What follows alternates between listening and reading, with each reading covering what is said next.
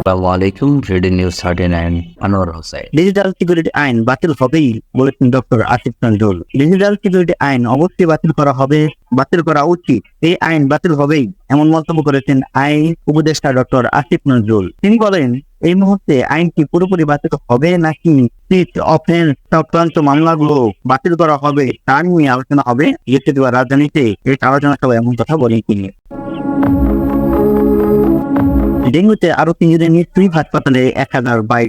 রাজধানীতে সারা দেশে বেড়েছে ডেঙ্গুর প্রকোপ। এডিস মশাবাহিত রোগ, এই রোগে আক্রান্ত হয়ে গত 24 ঘন্টায় 3 জনের মৃত্যু হয়েছে। পাশাপাশি এই সময়ের মধ্যে সারা দেশে ডেঙ্গু আক্রান্তের সংখ্যা আরো বেড়ে দাঁড়িয়েছে 1022 জন।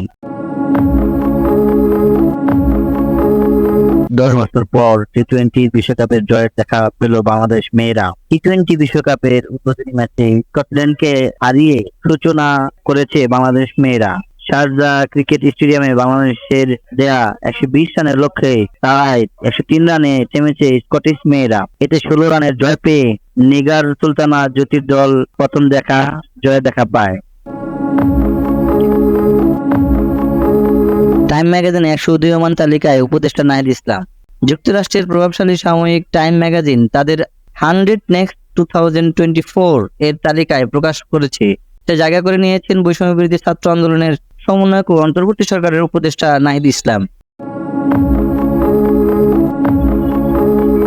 গাজার প্রধানমন্ত্রীকে হত্যার দাবি ইসরায়েলের।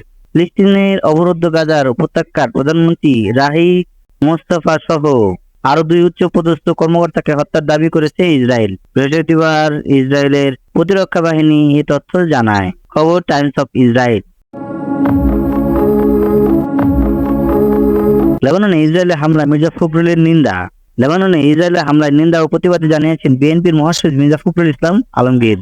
বৃহস্পতিবার গণমাধ্যমে পাঠানো এক বিবৃতিতে তিনি নিন্দা ও প্রতিবাদ জানানোর কথা উল্লেখ করেন। বিবৃতিতে বলা হয়, গত বুধবার লেবাননের রাজধানী বৈরুতে ইসরায়েলের বিমান হামলা বহু মানুষ হতাহতের ঘটনা ঘটেছে, ধ্বংস হয়েছে বহু স্থাপনা, অথচ বিশ্ব নীরব দর্শকের ভূমিকা পালন করছে।